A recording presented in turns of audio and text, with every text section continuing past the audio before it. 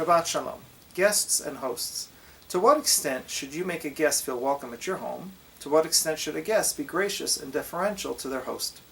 In this week's parshat, we read the famous scene where God is speaking to Abraham when guests approach his tent and he leaves God's presence to welcome the guests and take care of their needs.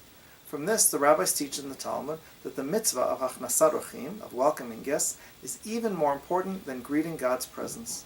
Many stories are told of how rabbis fulfilled this mitzvah.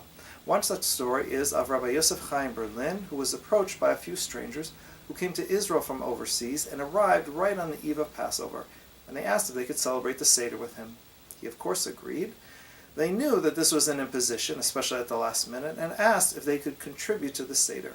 Having no kosher for Pesach food, they gave the rabbi's wife 5 silver coins as their contribution to the meal.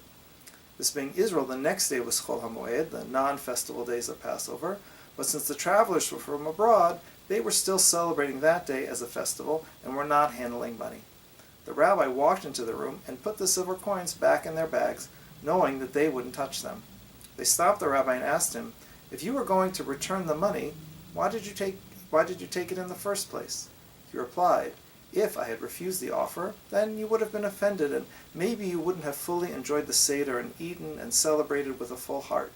Now that the Seder is over, I can return it to you with my thanks at your gesture and let you know that it was our pleasure to host you as our guests."